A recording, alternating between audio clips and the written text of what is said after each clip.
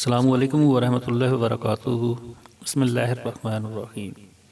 ایک عورت کو اللہ ہر بار اولاد نرینہ سے نوازتا، مگر چند ماہ بعد وہ بچہ فوت ہو جاتا، مگر وہ عورت ہر بار صبر کرتی اور اللہ کی حکمت سے راضی رہتی تھی، مگر اس کے صبر کا پیمانہ طویل ہوتا گیا اور اسی طرح ایک کے بعد ایک اس عورت کے 20 بچے فوت ہوئے۔ آخری بچے کے فوت ہونے پر اس کے صبر کا بندھن ٹوٹ گیا۔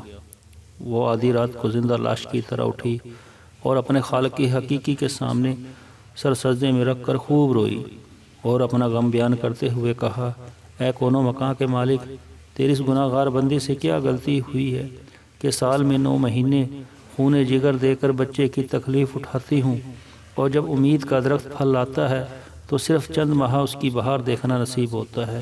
آئے دن میرا دل غم کے ہول کا شکار رہتا ہے کہ یہ میرا بچہ پروان چڑھے گا بھی کہ نہیں۔ اے دکھی دلوں کے بھیج جانے والے، مجھ بے نوا پر اپنا لطف و کرم فرما دے۔ روتے ہوئے اسے اونگ آ گئی۔ خواب میں ایک شگفتہ پربہار باغ دیکھا جس میں وہ سیر کر رہی تھی کہ سونے چاندی کی اینٹوں سے بنا محل نظر آیا جس پر اس عورت کا نام لکھا ہوا تھا۔ باغات اور تجلیات دیکھ کر وہ عورت خوشی سے باخود ہو گئی۔ محل کے اندر جا کر دیکھا تو اس میں ہر طرح کی نعمت موجود تھی۔ اس کے تمام بچے بھی اسی محل میں موجود تھے جو اسے وہاں دیکھ کر خوشی سے جھوم اٹھے۔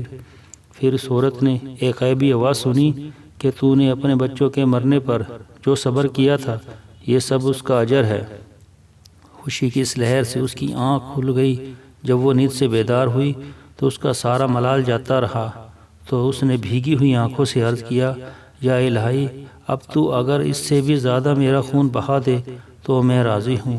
اب اگر تو سینکڑوں سال بھی مجھے اسی طرح رکھے تو مجھے کوئی غم نہیں۔ یہ انعامات تو میرے صبر سے کہیں زیادہ ہیں۔ درس حیات: انسان کو ہر حال میں صبر کا دامن تھامے رکھنا چاہیے، کیونکہ یہی چیز انسان کو اللہ کے قریب لاتی ہے۔